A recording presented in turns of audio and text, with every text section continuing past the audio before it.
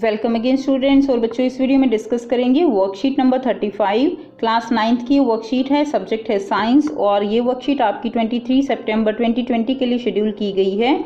और ये वर्कशीट बच्चों हमारी है चैप्टर 8 जो हमारा चल रहा है, कंटिन्यू है गति। ठीक है, गति में हम जो पहला समीकरण है गति का वो कर चुके हैं। इस वीडियो में हम समय स्थिति संबंध या गति का दूसरा समीकरण इसके बारे में पढ़ेंगे कि समय और स्थिति में वो क्या संबंध है। जिज्ञासा दीदी, गति का दूसरा समीकरण क्या है और ग्राफीय विधि से इसे कैसे प्राप्त किया जा सकता है। तो देखिए बच्चों, जिस प्रकार हमने पहला समीकरण ग्राफीय विधि से निकाला था, इसी तरह हम दूसरा समीकरण भी ग्राफीय विधि से प्राप्त करेंगे। ज्ञान, जैसा कि हम जानते हैं, जब कोई वस्तु सीधी रेखा में एक समान त्वरण से चलती है, ठीक है बेटा, त्वरण कैसा होना चाहिए, एक समान, तो एक निश्चित समय अंतराल में वह एक निश्चित दूरी तय करती है। एक निश्चित समय अंतराल में वह निश्चित समय में निश्चित दूरी ही तय करेगी निश्चित समय में, जिसे हम गति का दूसरा समीकरण उससे ज्ञात कर सकते हैं। दूसरा समीकरण क्या है, s = ut + ½ at²। यानी ये समीकरण हमें समय और स्थिति में संबंध के बारे में बताएगा।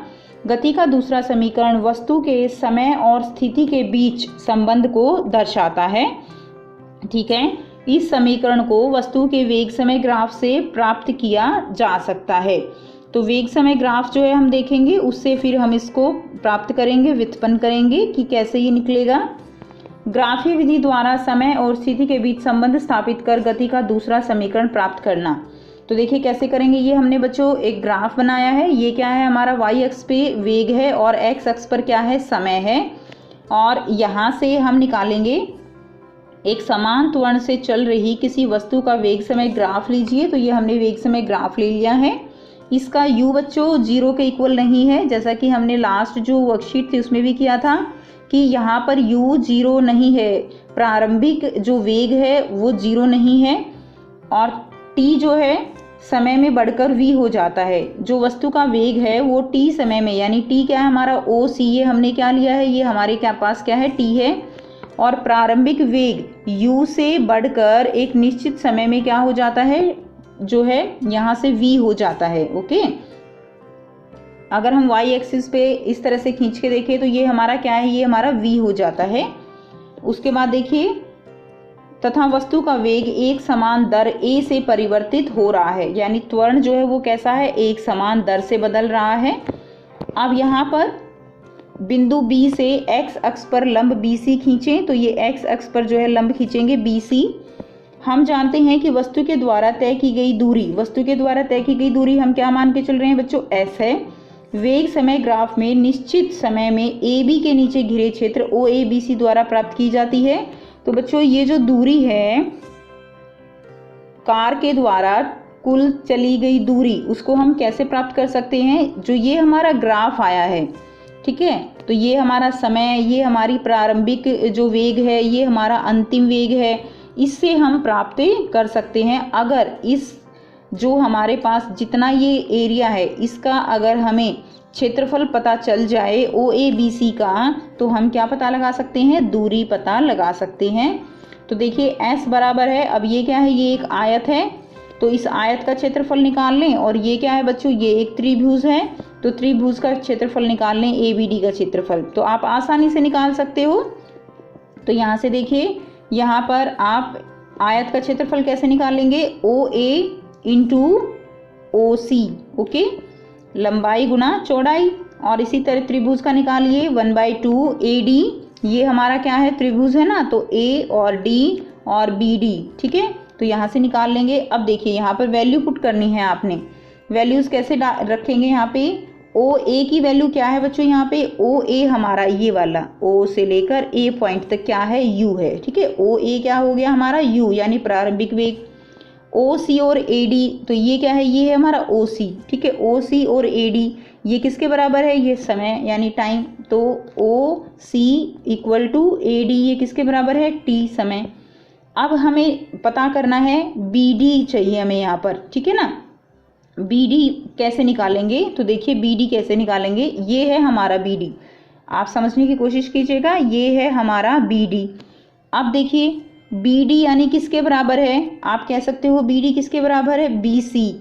बी सी के बराबर क्या है, टोटल वी है, तो बी सी में से अगर हम डी सी माइनस कर दें तो क्या निकल जाएगा बच्चों, यहाँ पर क्या निकल जाएगा, बी डी निकल जाएगा। देखिए ना, b c minus d c, ये अगर माइनस कर दें तो क्या निकल जाएगा, यहाँ पर हमारा बी डी जो है वो निकल जाएगा। तो यहाँ पर हम हेल्प लेंगे फर्स्ट इक्वेशन ऑफ मोशन की, यानी पहला जो गति का समीकरण था वो लेंगे। तो यहाँ पर देखिए पहला गति का समीकरण क्या था, v is equal to u plus a t. अब बच्चों देखो ध्यान से देखिए, यहाँ पर v क्या है, v है बी सी, ठीक है ना, v क्या है, बी सी है, तो v क्या है, बी सी, और u है हमारा क्या है, डी सी। तो बी सी में से अगर हमने डी सी माइनस कर दिया, यानी v में से हमने डी सी यानी u, डी सी जो है बेटा ओ ए के बराबर भी तो है ना, तो ओ ए किसके बराबर है, u के, तो u माइनस कर दिया तो हमारे पास क्या बचा, ए टी बचा, ओके। और v माइनस यू क्या है हमारा, v माइनस यू हमारा बी डी ही तो है, अभी हमने सीखा। तो बी डी किसके बराबर आ गया, बी डी हमारा ए टी के बराबर आ गया। आप इसको एक बार फिर से जो है इसको समझने की कोशिश कीजिए, तभी आप आगे जाइएगा। तो अब देखिए यहाँ पर बी डी हमारा किसके इक्वल आ गया, बी डी हमारा आ गया यहाँ से इक्वल आ गया ए टी के, ओके, बी डी बराबर है ए टी। अब समीकरण 1 जो है इसके अंदर ये सारी वैल्यू जो है बच्चों, ये सारा मान जो है हम रख देंगे, तो हमें क्या मिलेगा, s बराबर है you t plus half T into A T, सारी वैल्यूज रख दी हमने, कुछ नहीं किया यहाँ पे, और हमारे पास ये समीकरण आ गया s is equal to u t plus half a t square. और ये क्या है, ये गति का दूसरा नियम है। अब समीकरण में u क्या है, हमारा वस्तु का प्रारंभिक वेग है, a एक समान त्वरण है, s तय की गई दूरी है, t जो है समय को दर्शाते हैं। अब यहाँ पर उदाहरण दिया गया है, तो उदाहरण देखते हैं। देखिए, किसी चलती बस पर ब्रेक लगाने से बस चल रही है, यानी u जीरो नहीं है, ठीक है ना, ब्रेक लगा दिए यानी v जीरो हो गई। विपरीत दिशा में, विपरीत दिशा का मतलब यानी नेगेटिव है, ऋणात्मक है, क्या 6 मीटर पर सेकंड स्क्वायर का त्वरण, यानी जो a है वो क्या है, नेगेटिव है, -6। यदि बस ब्रेक लगाए जाने के बाद रुकने में 2 सेकंड का समय लेती है, यानी टाइम कितना है, 2 सेकंड, तो क्या होगा, तो उतने समय में तय दूरी ज्ञात करनी है। तो बच्चों क्या निकालना है, यहाँ से दूरी निकालनी है।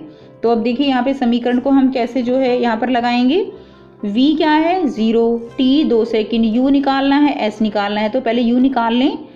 v इज इक्वल टू गति का पहला नियम लगा देंगे, पहला समीकरण v is equal to u plus a t, v 0 है, u और a गिवन है, t गिवन है, तो u निकल जाएगा 12 मीटर पर सेकंड। अब दूसरा समीकरण लगा देंगे, क्योंकि s निकालना है ना, कुल दूरी तय करनी है, तो u t plus half a t square, गति का दूसरा समीकरण, सो 12 मीटर पर सेकंड इंटू क्या हो जाएगा, यहाँ से सारी वैल्यूज आप जो है पुट कर दीजिए। यहाँ पर टाइम 2 सेकंड है, a -6 है, t 2 है, तो सारा जब बच्चों आप सॉल्व कर लोगे तो आंसर आ जाएगा। कुल दूरी कितनी निकल आएगी यहाँ पे, 12 मीटर। तो टोटल दूरी जो यहाँ से तय करी चलती जो बस है उसने, वो कितनी करी, 12 मीटर है टोटल दूरी। अब देखिए यहाँ पे बच्चों कुछ क्वेश्चंस दिए गए हैं, तो आपको बताना है गति का पहला समीकरण क्या है और गति का दूसरा समीकरण। आसानी से लिख देंगे। ये देखिए, ये है गति का पहला समीकरण, ये है गति का दूसरा समीकरण। दूसरा क्वेश्चन देखिए, गति के दूसरे समीकरण को वेग समय ग्राफ से व्युत्पन्न कीजिए। तो गति का दूसरा समय आप जो है समीकरण निकालने के लिए यहाँ से लेकर और जो भी हमने कंप्लीट यहाँ पे डेरिवेशन की है वो आपको करनी है। ये ग्राफ आपको ज़रूर बनाना है, विदाउट ग्राफ इसकी कोई वैल्यू नहीं है। ओके, आप ऐसे लिख दोगे कोई फ़ायदा नहीं है अगर ग्राफ नहीं बनाओगे तो। अब उसके बाद देखिए क्वेश्चन नंबर 3 क्या है, कोई कार एक समान रूप से 1 मीटर पर सेकंड स्क्वायर से त्वरित होकर 5 सेकंड में 5 मीटर पर सेकंड से 10 मीटर पर सेकंड की चाल प्राप्त कर रही है। तो मैंने आपको पहले भी बताया, जब भी आप न्यूमेरिकल करो जो भी गिवन है उसको साथ साथ लिखते रहो। कोई कार एक समान रूप से 1 मीटर पर सेकंड से त्वरित होकर, यानी एक क्या दिया गया है यहाँ पे 1 मीटर पर सेकंड स्क्वायर, ये त्वरण है। 5 सेकंड में टाइम कितना दे दिया, 5 सेकंड। 5 मीटर पर सेकंड से यानी u कितना दे दिया, 5 मीटर पर सेकंड।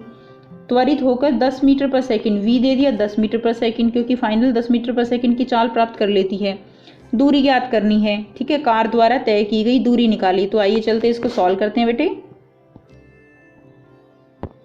तो देखिए त्वरण दिया गया है 1 मीटर पर सेकंड, यू है 5 मीटर पर सेकंड, वी 10 मीटर पर सेकंड, टाइम 2 सेकंड।